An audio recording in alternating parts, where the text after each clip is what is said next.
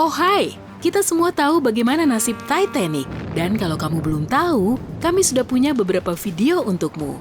Omong-omong, saat saya masih imut-imut, ya sekitar usia 17-an, saya bingung setiap kali mendengar kisah Titanic, kenapa mereka tidak mengerem seperti mobil. Ya, jawabannya jelas, karena kapal tidak punya rem. Tapi kenapa? Alasan pertama yang terpikirkan adalah karena kapal bergerak di air. Duh, ya iyalah. Jadi, bagaimana bisa kita mengerem dalam air? Tapi kamu harus ingat, pesawat terbang pun punya alat yang mirip rem yang bertugas memperlambat pesawat di udara. Sepertinya, mengerem kapal memang rumit ya. Semua jenis rem bisa berfungsi karena adanya gesekan. Saat rem mobil diinjak, laju mobil berhenti karena bantalan rem mencengkram erat cakram roda dan menimbulkan banyak gesekan, yang pada dasarnya membatasi gerak roda. Dan saat berhenti, giliran roda yang bergesekan dengan jalan, lalu dengan makin banyak gesekan, kecepatan mobil berkurang sampai akhirnya berhenti. Nah, seperti yang bisa dilihat, metode yang sama tak bisa dipakai di air. Kapal bermotor biasanya digerakkan oleh putaran baling-baling atau semburan air jet dari nozzle. Kalau cuma dimatikan, gesekan dengan air yang ditimbulkan tak akan cukup untuk menghentikan kapal. Kapal sebenarnya punya rem, tapi butuh banyak usaha untuk menggunakannya dengan baik. Untuk menghasilkan lebih banyak gesekan, yang pertama harus dilakukan kapal adalah membalikan dorongannya. Cara ini jauh lebih efisien pada mesin jet dengan nozzle yang bisa dikendalikan dibanding baling-baling. Dan untuk kapal modern besar, bisa dipastikan ia menggunakan baling-baling. Membalikan rotasi baling-baling dapat memperlambat laju kapal, tapi makin berat kapal, makin sulit menghentikannya. Kecepatannya sulit bertambah, tapi gaya inersia tidak membiarkannya melambat dengan cepat. Sayangnya, kita tidak bisa berbuat banyak dengan adanya viskositas air, yaitu semacam kekentalan air, karena bagaimanapun kekentalannya tetap sama. Namun, berbeda dengan velositas atau kecepatan kapal, bayangkan ada kapal yang melaju dengan kecepatan tinggi hingga hampir tak terbatas. Anehnya, ia tak akan bergerak dengan cepat karena adanya paradoks. Paradoks adalah ketika dua kapal menurunkan penumpangnya bersamaan. Hanya bercanda. Paradoksnya adalah, makin besar kecepatan, makin besar pula daya yang dikeluarkan air untuk menarik kapal ke belakang karena gesekan, dan resistensi air juga akan hampir mencapai titik tak terbatas. Artinya, ini tak bisa dipakai untuk menghentikan kapal. Tapi ada satu hal yang masih bisa kita kendalikan, yaitu area kapal yang terendam. Beberapa kapal punya sirip stabilisator, dengan ditaruh di air, sirip ini akan membantu kapal melambat. Di kapal, ini adalah alat yang sebenarnya paling mirip rem karena ada satu jenis rem lain yang punya cara kerja sama, yaitu rem udara. Banyak pesawat jet punya jenis spoiler atau pembendung udara khusus yang bisa memperlambat pesawat dengan meningkatkan hambatan udara di sekitarnya. Sirip stabilisator tak bisa menahan massa air yang datang, tapi sirip ini memperluas permukaan yang terendam dan memperlambat laju kapal. Jika kamu mau memasang rem sejenis spoiler di kapal, sekali lagi, air tak akan peduli dan akan menunjukkan amarahnya. Hati-hati ada kapal galak. Bayangkan, sebuah spoiler muncul di bawah kapal, kemudian tekanan air yang luar biasa akan menghantamnya. Jadi, sejumlah massa air menekan rem tersebut sampai tak tertahankan, dan akhirnya rem ini patah.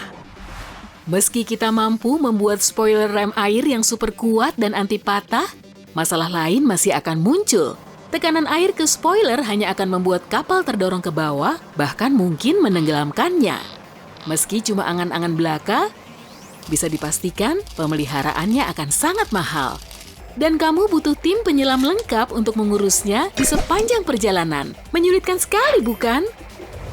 Opsi lain yang lebih baik adalah dengan memutar kapal. Saat baling-baling diputar berlawanan arah, inersia kapal masih membuatnya bergerak maju. Pada dasarnya, semua kapal dibuat untuk membelah air di depannya dan desain rampingnya bertujuan mengurangi gesekan. Saat kapal diputar, kedua fungsi ini ditahan dan kecepatannya pun turun. Pada dasarnya, kapal memang tidak memerlukan rem darurat. Biasanya, ruang yang tersedia cukup bagi kapal untuk bermanuver, bahkan tanpa membalikan mesin pendorong, dan agar diam di suatu tempat, jangkar pun dilepas. Saya bisa menebak apa idemu, jangkar adalah rem sesungguhnya yang kita cari. Tapi cara ini hanya bisa dipakai dalam film laga. Kalau jangkar berhasil tersangkut di dasar laut, ia tak akan bergerak lagi, sehingga dampak pada kapal akan sangat besar. Dan bencana besar pasti menyusul. Satu-satunya cara untuk memakai cara ini adalah dengan menggabungkannya bersama langkah-langkah sebelumnya. Mesin berlawanan arah, belokan tajam, dan saat kecepatan menurun, jangkar dilepas di sisi kapal berbelok. Tapi ini hanya akan berhasil jika kabel atau rantai jangkar tidak tertarik terlalu keras dan umumnya lebih cocok untuk kapal kecil. Jika semuanya dilakukan dengan benar, kapal akan berputar-putar di sekitar titik jangkar dilepas, tapi tak akan bergerak lebih jauh. Namun, tetap, cara seperti ini sangatlah buruk dan jika terjadi kesalahan, risikonya akan jauh lebih besar. Seringkali, kapal berukuran kecil akan memakai metode berputar untuk berhenti. Memutar kemudi sejauh yang kamu bisa terdengar lebih baik dibanding membuat kapalmu berisiko tenggelam karena jangkar. Sekarang, kamu mungkin berpikir kapal pesiar kecil dan perahu motor lebih baik dalam mengerem karena jauh lebih mudah bermanuver. Tapi sayangnya, laju mereka juga lebih cepat dan makin besar kecepatannya, makin jauh jarak yang kita butuhkan sebelum bisa berhenti. Waktu rata-rata yang diperlukan seseorang untuk bereaksi dan memperlambat kapal adalah lebih dari 5 detik. Jadi, mari bayangkan kapal biasa sepanjang 9 meter melaju dengan kecepatan 80 km per jam. Waktu 5 detik akan cukup bagi kapal ini untuk berpindah sepanjang 12 kali panjangnya, sehingga tabrakan bisa terhindari. Jika dua kapal bergerak saling mendekat dengan kecepatan sama, jarak tabrakan menjadi setengahnya dan tabrakan akan sulit dihindari. Untungnya, kejadian seperti itu mustahil terjadi. Saat melaju dengan kecepatan penuh, nakoda kapal pasti memperhatikan kemudinya dan kapal lain hampir selalu terlihat jelas di laut. Tapi ada faktor lain berpotensi menimbulkan bahaya besar, yaitu ukuran kapal yang beragam. Artinya, mengetahui seberapa jauh jarak kapalmu dengan kapal lain akan jauh lebih sulit. Mungkin saja, itu kapal pesiar besar yang masih jauh atau perahu kecil dan sudah sangat dekat. Di laut, kita sulit membedakannya, terutama jika cuacanya buruk. Sedikitnya cara yang efektif untuk berhenti juga menjadi alasan kenapa kapal punya sistem penanda atau isyarat yang baik.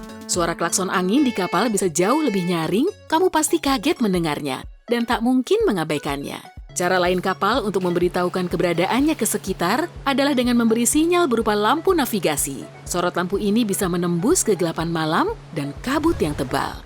Jadi, kesimpulannya, kapal tak bisa diam di tempat karena air tidak mengizinkannya. Tapi para pelaut sudah belajar cara menghindari masalah ini. Waspada jauh lebih baik daripada melakukan langkah berisiko untuk mencegah masalah.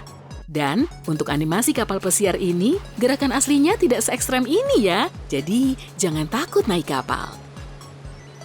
Hey, jika kamu belajar hal baru hari ini, klik tombol suka untuk video ini dan bagikan dengan teman. Berikut beberapa video keren lain yang pasti kamu suka. Cukup klik video di salah satu sisi layar, yang mana saja boleh kok. Dan ingat, tetaplah di sisi terang kehidupan.